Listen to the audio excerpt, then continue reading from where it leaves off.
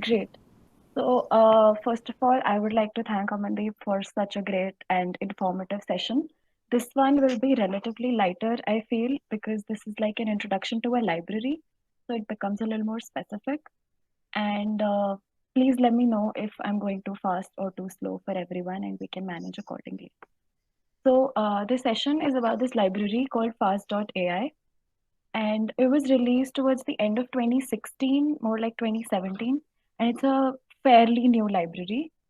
And I don't know how many of you have heard about it. So first, I want to know the count of how many people here have heard about this library ever. We can have a zero count as well if no one has heard about it, but let me know.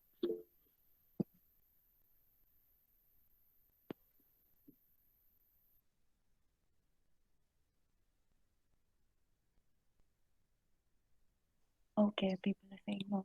All right. So I hope I can like tell you some interesting and cool things about this library that encourages you to study and learn more about it. So first of all, this library is built upon PyTorch, which is built upon Python, and I hope everyone knows that. This library is built keeping the modern deep learning practices in mind and the deep modern challenges. Like for example, how Amandeep mentioned that we need a lot of data and a lot of hardware and how it takes so much time in computing. Now, FastAI's main goal is to reduce that, to reduce the amount of data you need, to reduce the amount of math you need to know behind deep learning, and their entire library is GPU optimized. That means whenever you write a function, you specifically don't have to call GPU and write the CUDA command, or and it just automatically picks up on GPU and it starts working from the first minute, right? And it is super convenient to make state of the art models in like 5 lines of code. Now, what all does this library do? So we obviously have computer vision, we have language, we have tabular data, we have collaborative filtering. Basically, all primary deep learning applications are covered. And if you find anything that's not covered, you can somehow find a way to incorporate it amongst roughly these four domains, right? So let's move on. Now, why FastAI above all other languages and frameworks that you've heard of? Now, I think most of you would have used TensorFlow and Keras for deep learning and for building your models. So Keras is a high level API, right? It gives you very little control on the parameters, on your model arrangement, on the model architecture. FastAI can do that, can be a high level API for you. It can at the same time be a mid level or a low level API. Like since FastAI is built on PyTorch, I don't know how many of you have ever used PyTorch, but um, it makes it super convenient to build a neural network from scratch, like build a neuron, write the code for forward propagation, write the code for backward propagation without actually writing down the math, right? There are functions that you can call, or you can write down the math. That's completely your call. So FastAI gives you all levels of APIs for how much control you want on your model. So, for example, now in the last 2 years, about in 2018, in the research industry, the number of papers that were published on deep learning, approximately 80% use TensorFlow. But in 2019, 2020, the number of papers that have been published, the usage of TensorFlow has gone down from 80% to about 20, and PyTorch has come up from about 20% to 80%, and that's just because how much control PyTorch gives to you on your model. And FastAI is built for everyone, whether you know code, whether you know maths, or you don't know any of these. FastAI can help you with everything, right? And okay. Another thing about FastAI is the documentation, which is one of the most amazing and convenient documentations I have seen in the recent past. And their community, they have a Discord server, they have a forum, where everyone's constantly active and talking about fast AI and talking about the new applications. And since and it has been proven, there are actually Kaggle kernels that have proved that fast AI has given faster and more accurate results than TensorFlow and Keras. And yeah, those are the primary two libraries for deep learning, right? So I hope some of you have this question about how can you learn fast AI. So primary source for learning fast AI is their official course, which is at this website.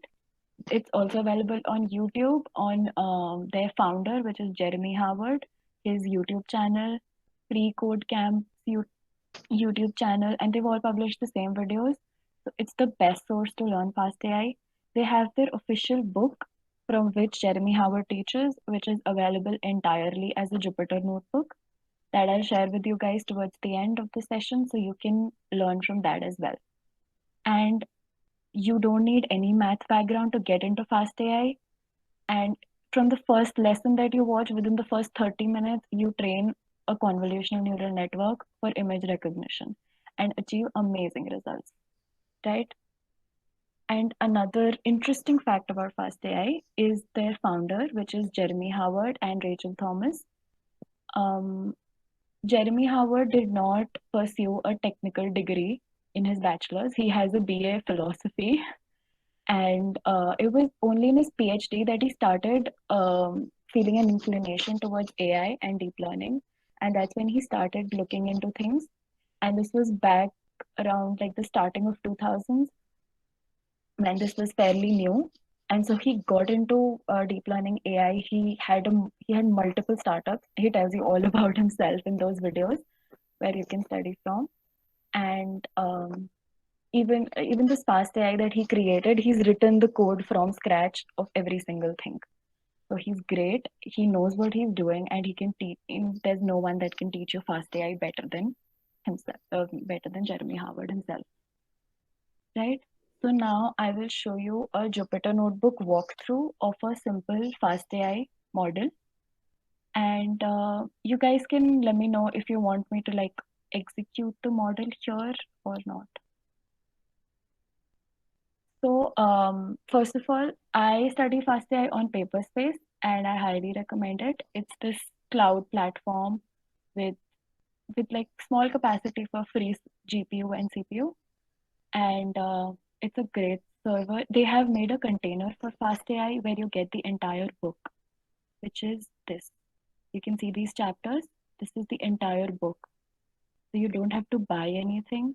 It's here. It has all the code. It has all the theory, and it's honestly the best resource I've come across.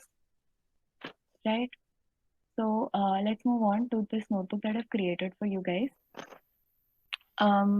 So I've since my PPT has so many office references, so I decided I'll do a office character classifier with you guys, and I've like already created the notebook, so it's just for you guys to see, right? So let's see. This cell is a simple web scraping, 4 lines of code. Again, I found this on the FastAI forums, and obviously it's amazing because FastAI. And these are simple things that if you want to see one of the images in our data set, okay, I like explain side by side. Let me know if it's going too fast so I can slow down and explain each cell in detail. Okay. So this is where we define our classes. We define a path for our images, which is demo images 1, as I have defined here, right? Then we move on. FastAI has in fact even modified this function, which is get image files from the pathlib function, which is a function available in Python. But FastAI has modified it to give you a count of the number of the number of variables in the list that it's returning, right? So yeah, this is where we begin FastAI. Data loaders. Data loaders is a high-level API in FastAI. What it does is it uses a data block, a data block is just to simply tell the model what kind of data are we going to be using. Like here we have described how we use an image block and a category block. So this is a categorical problem and images is the kind of data we need. This is to split into the validation set. This is our data augmentation. And now we create data loaders. And from data loaders, we can see, we can run this show batch function to see what are our images in the data loaders, right? And we get them with the label without writing any specific line that we want a label from the category block or from their folder or working directory or whatever. We don't have to write anything. It's so simple. Just made easy for everyone. Now, for today's session, instead of writing a neural network from scratch, I thought a better approach would be to show you transfer learning model, which I think is like recommended in most places where it's just not feasible to create a neural network from scratch, because you should use what's already been created, which is such computer vision models, right? So we create a CNN learner with our data loaders, select ResNet 50 as the architecture. We can select any. There's a whole list of architectures on their documentation site. We can select any of these, right? But I've selected ResNet 50 for today. And then we train our model. And you can see the time it took. It's 12 seconds, and it's honestly, in fact, less than 12 seconds, right? And then we plot a confusion matrix to see our accuracy. Now you can see the accuracy is 85%, but also note that we took just 150 images of each category, and that's insanely less amount of data. And that's the beauty of fast AI, that can give you great results in very low data. And in fact, we haven't even cleaned our data yet. This is data that has noise and that has issues right now. It's not been cleaned, but it still gives you 85%. Right? Then we plot a classification matrix. This is a show results function where we can see a random sample taken from our validation set of what our model predicts. Right? So this is where our model is wrong, where it should have been Jim, but it predicted Michael. So, okay, our model has some issues that we need to correct. Now, another example of the best practices that I was referring to is this learning rate dot find function. Now, this is something that was scientists discovered this about like a few years ago, where they run the model, they run it on a mini batch on the entire model and increase the learning rate stepwise. So you can see this graph. The learning rate is increased in steps, and they run the entire model and just run one mini batch per iteration. And they see in which iteration does the model learn the most, right? So if you guys would like know a little about neural networks, you would know how important learning rate is, and that it's used in gradient descent, and it's literally a very important factor in any network. So we see this plot, right? And then we get some suggested learning rates. FastAI does this much for you, that they tell you this is where the learning rate was minimum and this is where it was the steepest, which is here. So we want something where it was the steepest, because that means in that iteration, our model learned the most. So we pick a value closer to that, and we train our model further and we improve our accuracy. Now, I told you that we haven't yet cleaned our data, right? So we need to do that. For that, we need to see where our model is faulting. What are the examples of images where it's not giving us good results? So, yeah, sorry. So we use the simple plot top losses function, and I select 4, figure size, very basic Python stuff, and we see that this image, it's not even either of the 3 that we need, right? It's neither Michael, Jim, nor Dwight. It's some other character. So this is noise in our data. This image is predicted as Dwight, but it's actually Michael. It's because clearly there's Dwight written on the top. But anyways, this is again an image that we don't need because Michael is just so far away in the image, right? This image is where our model's not working fine. It's predicting as Michael, but it's actually Dwight. And you see, we have our reference. This is how we have to read this image. And I did not type any code to get this reference. It's built in FastAI, right? So this is an example of the image where it failed, which is clearly something that we need to remove from our data set. Now, coming to image cleaning. This is one of the coolest things I think about FastAI, which is an image classifier cleaner. They have built in this user interface inside their library, which is built entirely with IPython widgets, where you can get to see your data, choose what category you want to see, what set of data you want to see, train or validation. And since it's obviously like selected randomly, you can see what we want, right? And this error is because I haven't run this right now. It's an older run, right? And then we can select what we want to keep, what we want to discard.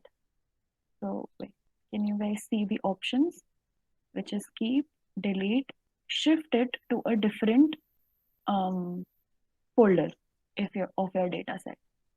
And you make these changes here. You just select it. It's like so easy to just select it, and you have to run this cell, and it will delete the ones that you've selected. Delete. It will change the ones that you've selected to change, and it will obviously not do anything for the ones you've decided to keep, right? So now after you've done this, obviously you have to go back. You have to retrain your model. You have to like see if the accuracy increases anywhere, and it probably will because you've cleaned your data now, right?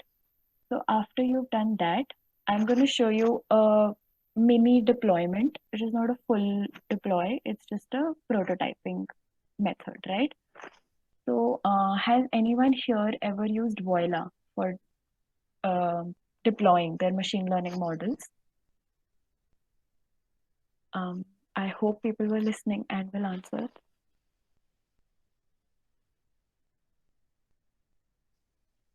Has anyone ever used Voila for deployment? All right, people say no. Okay, so I'm going to teach you that today, and I hope you learn something. So simple exporting the model, it's saved as a .pickle file. So I hope you guys know this. The pickle file includes the model architecture and the trained parameters, right? So we don't need the entire notebook now. We just need our export.pickle file. All right. And this I've just kept an example here to see that you can use the predict function to predict any of the images from your data set. And it gives you such detailed answers. It's given you Michael, which was the name that you selected. It's given you it's given returned a tensor for you. So yeah, FastAI works on tensors. It does not work on NumPy arrays, right? It works on tensors because that's what PyTorch works on. And it's given returned you a tensor of the probability of it being each of these class. So it's 9.99 here, which is like 0.99 probability here. So that's the 2 because it's indexed from 0, 1, 2. That's our 2, right? And if we want to see the image, we have to just do image.open and we can see that it is indeed Michael, right? And now let's go back to our deployment. So we've exported our pickle file. Now we start a new notebook, which is this. You have to run these cells, which is you have to install Voila. You have to install this Jupyter server extension that enables Voila. You see the symbol on my notebook? That's because I've installed Voila. And you'll see that whenever you do this, right? So yeah, let's get back.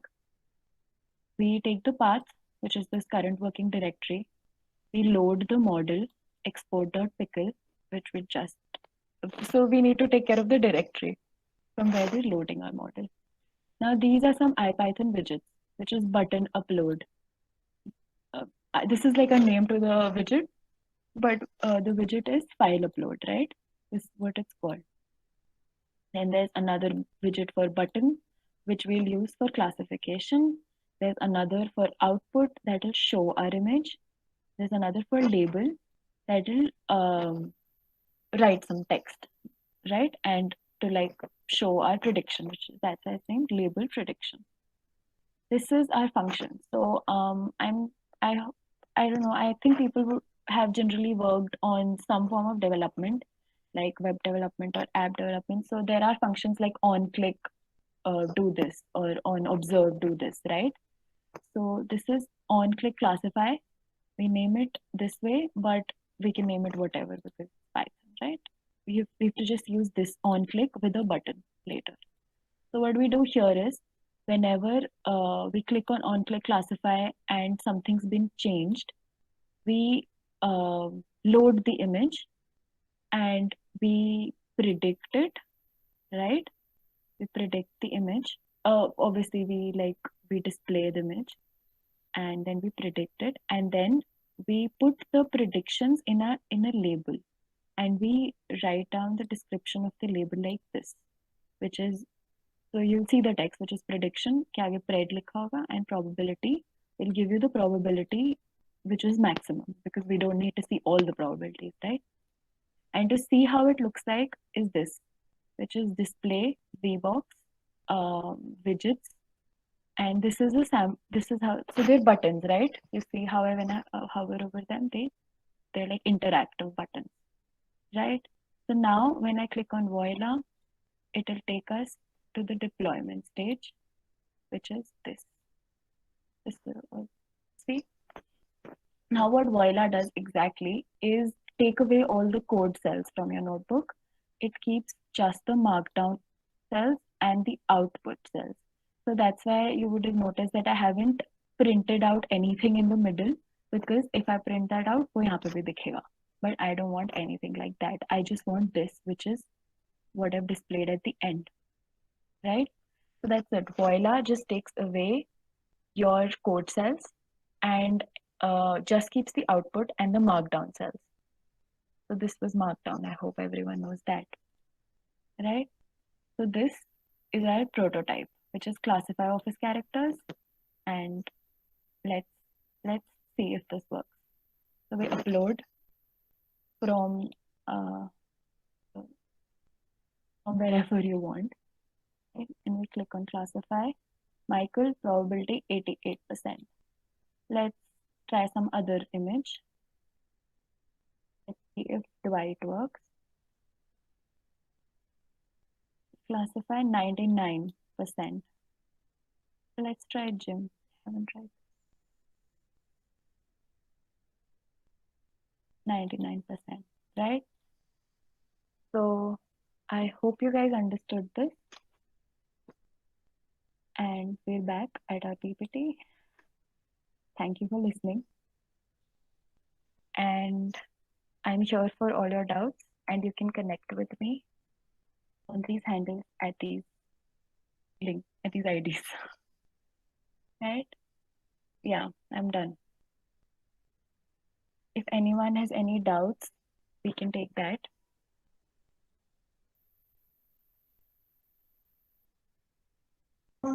Can you share the code in the group so that we can practice this out, this demo thing and all? Yeah, sure.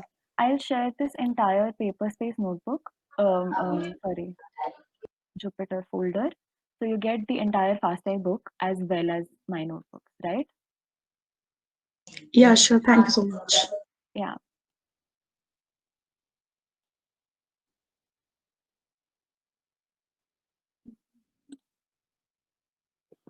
I'll stop this.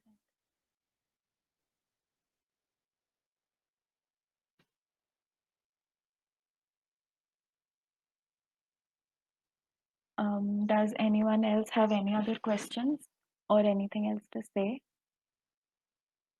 Have you guys understood what I was trying to show and why you should start reading and studying about fast AI?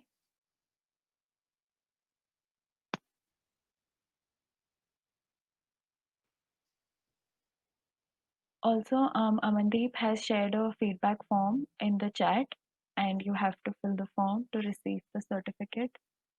for the session.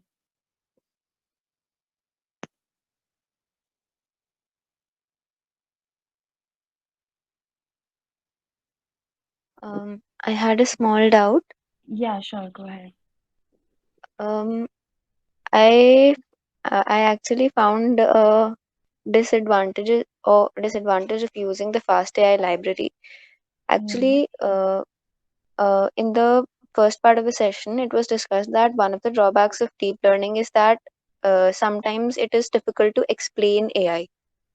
okay, So, yeah. the Fast AI library, I think, is quite doesn't have the Unexplainable. details. So it's Right. yeah, it's Yeah. so So, remember in one of my initial slides, I mentioned how it has all levels of API, and I used just the high level API today, which was the learner, CNN learner, since I didn't create the neural network from scratch. So there you can use FastAI to create a model in 5 lines of code, which I did for you guys because it's just an introduction, or you can use like 100 lines of code to create the same neural network. So if you actually go through the session, the course of Fast AI, you'll see that in the first two sessions, Jeremy makes you create a simple model that I've done for you guys here. And then in about the fourth session, he goes into the depth. He makes helps you write down every single function of the neural network, which is starting from forward propagation, back propagation, gradient descent, creating the entire neural network architecture, seeing what it learns at every single stage. So remember how Amandeep mentioned that in face recognition, we need we create the first layer that's able to see like lines, and in the second layer, it's able to see something like eyes and nose, and in the third layer, it's able to see faces. So far in Fast AI, there are functions. In fact, then he makes you write it. He makes you see what this particular layer of the neural network is learning. He helps you see how it's learning a line here and it's learning an eye here or a nose here. And that's actually derived from this famous paper that was published. That was when like CNNs were revolutionized, when everyone realized what all a neural network can do. And exactly how it's presented in that paper, the visualization, you can do that in Fast AI and you can create everything from scratch. I hope that answers your question. yes, thank you. That was a nice answer. Great, you're welcome. Does anyone else have anything to say? Thank you, Varsha.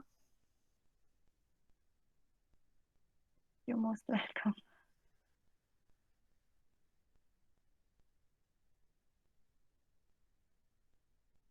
Um, Amandeep, you there? Yes. Yeah, so I'm done. We can have the debate right now if everyone's up for it. Yeah. So, guys, can we have a debate session? Like, you can just give your views on the two topics that we have chosen. So, if you guys wanna go for that, please write a +1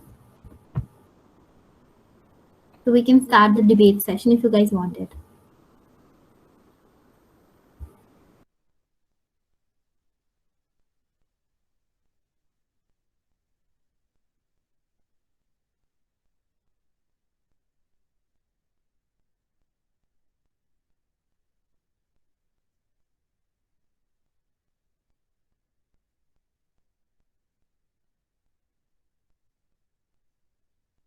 I don't think people want it.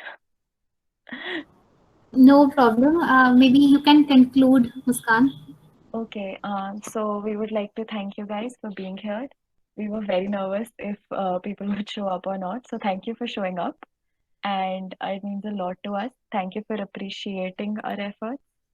And we hope you guys learned something new and interesting and it helps you in your learning. Thank you so much, Dee. You're most welcome.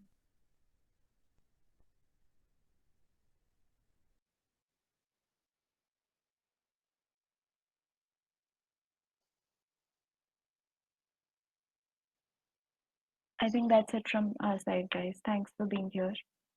Bye. Good night.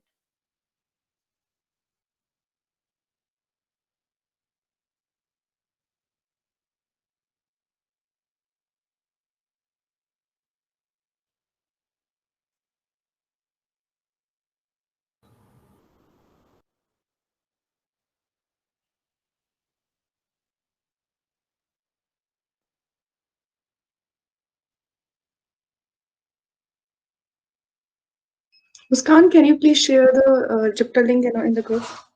It's there. There's a Paperspace link since it's a Paperspace Yeah, notebook. that's not, yeah, Is it working? okay. Yeah, it's working. That thing that you mentioned, no, that it will come in the Jupyter form, it won't come in here. Okay, then you'll have to run it because Okay. it's shared as a static instance. Then I have to run it on the Google Colab, I guess. Huh? No, you can run it on Paperspace. Okay. I'll try this one. Thank you so much. You're welcome.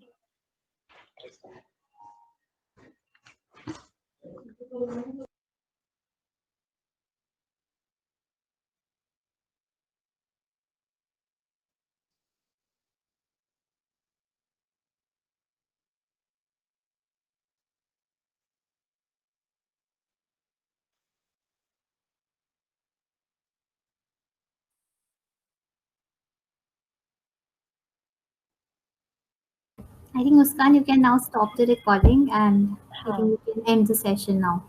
Right.